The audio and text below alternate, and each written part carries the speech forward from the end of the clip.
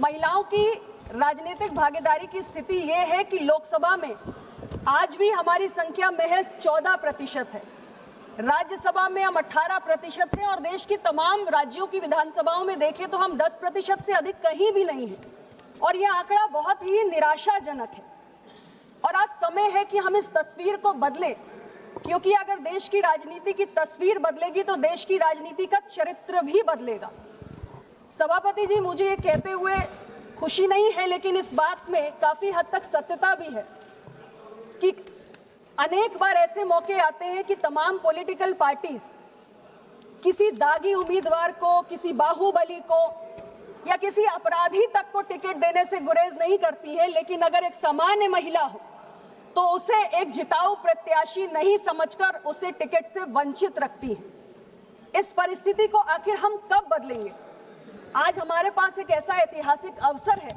कि हम सब मिलकर ऐसी तस्वीर को बदल सकते हैं और इस देश के सदन में, राज्यों के सदन में महिलाओं की भागीदारी को बढ़ा सकते हैं। और इसलिए माननीय प्रधानमंत्री ने सभी राजनीतिक दलों से यह अपील भी की है कि हम सब मिलकर इस शुभ कार्य को आगे बढ़ाएं। लेकिन यह भी उतना ही सच है कि संसदीय लोकतंत्र में हमारे विपक्ष के मित्रों के अपने कुछ राजनीतिक कर्तव्य भी हैं और उनका कुछ धर्म भी है। तो इसलिए बहुत सारी चिंताएं, आशंकाएं, आरोप प्रत्यारोप और घमासान, ये भी मैंने कल से इस चर्चा में देखा है। एक विषय जो हमारे दक्षिण के राज्यों के कई सांसद गणों ने उठाया कि जिन दक्षिण के राज्यों ने जनसंख्या नियंत्रण की दृष्टि से बेहतर प्रदर्शन किया है, उन्हें शायद सीटों का नुकसान हो सकता है। हालांकि माननीय गृह मंत्री ने इसी सदन में खड़े होकर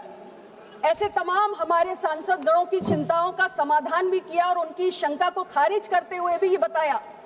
कि सभी राज्यों की बराबरी में 50% सीटों की वृद्धि की जाएगी और जनसंख्या के आंकड़ों का किसी भी राज्य को सीटों की दृष्टि से कोई भी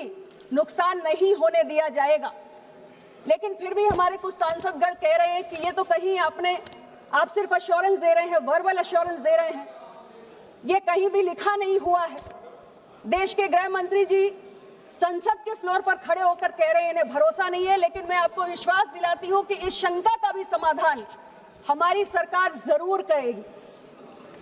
अध्यक्ष जी, बहुत जल्दी